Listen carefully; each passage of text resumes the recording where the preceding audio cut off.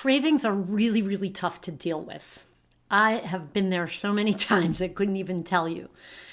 And there are lots of specific things you can do for cravings, which I've talked about in other videos. But I want to talk about really mindset around cravings. And there is one thing that you can always do to address cravings. Actually, I recommend that you 100% of the time at least make an effort to do this one thing.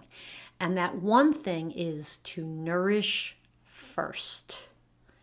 Nourish first.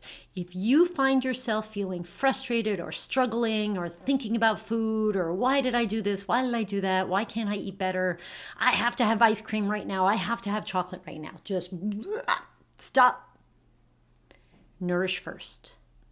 Nourish first. Once you nourish yourself, then you can take inspired action. The way that typically we're taught to do it is to buckle down, be tough, resist, use your willpower, all kinds of magical things like that don't really work that well. And then they create not inspired action, but action taken out of fear.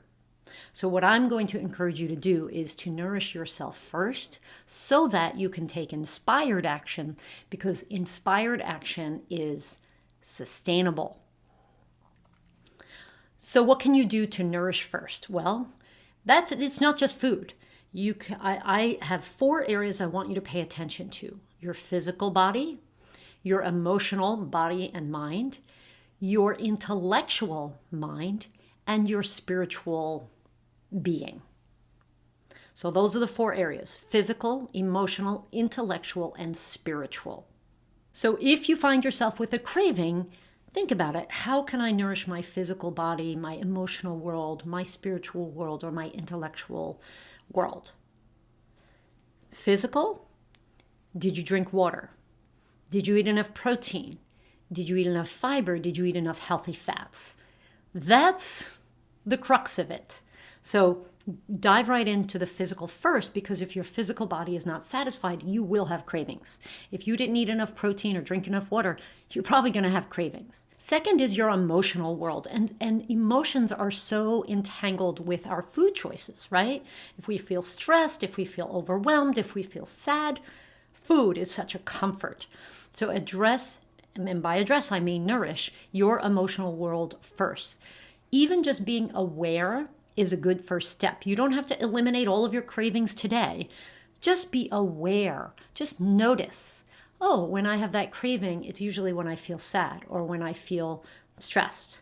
Just notice, give it a name. Oh, that's me stress eating. That's me boredom eating. And allow that. This is so important for nourishment. When you allow yourself to have those emotions, you are nourishing yourself. So that is nourishment. Paying attention to, honoring, respecting, loving your emotional world is nourishment.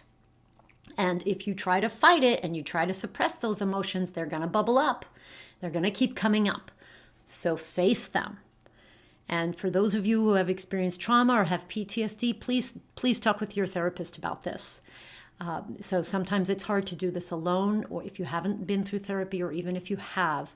So don't face this alone, but start with that awareness. That is another way. It's just as important to nourish your body with that tenderness and that paying attention and that appreciation and allowing as it is to nourish your body with water. Next is intellectual nourishment. So I can tell you that for me, a big reason that I will snack or eat things that I really don't want to is from a boredom. So make sure that you're nourishing your intellect. Pursue higher education and whatever, by reading books, whatever it is. You don't have to get a degree. Nourish your intellectual mind. Challenge your intellectual mind. And this can actually lead to less cravings. And finally, we have spiritual nourishment. And this is they're all equally important. So even though it's the last one, doesn't mean it's the least important. It's just as important as physical, emotional, or intellectual nourishment. Nourish your spirit, your soul. You can do that with prayer. You can do it with meditation. You can do it with just being mindful, bringing awareness, being present, being in a state of appreciation, walking in nature, being in nature. All of these practices are ways to nourish your spirit, your soul. Your being is seeking out nourishment, physical nourishment, emotional nourishment, intellectual nourishment, and spiritual nourishment. And when you feed your body and when you nourish your body in a loving, accepting, kind, and tender way, you are now going to gain control over your eating habits and all areas of your life. Hey, life happens. I'm not going to say it's going to be perfect. You're never going to have challenges. Actually, the challenges are part of that nourishment, but maybe that's a topic for another video. But you're going to handle those challenges so much better if you are nourished, if you feel like you're being taken care of. Your physical body, your emotional body, your entire being is being cared for when you nourish yourself. So the next time you go to the fridge and go, I want that ice cream, or I want those cookies, or whatever it is, stop for a moment and think, where can I nourish myself right now? How can I nourish myself right now? And then once you start to practice that nourishment, then you can take inspired action. Then you can start to make consistent changes so that you develop habits that are good for your health. So this is so important. This is why slowing down is so key. Nourish first, and then take inspired action.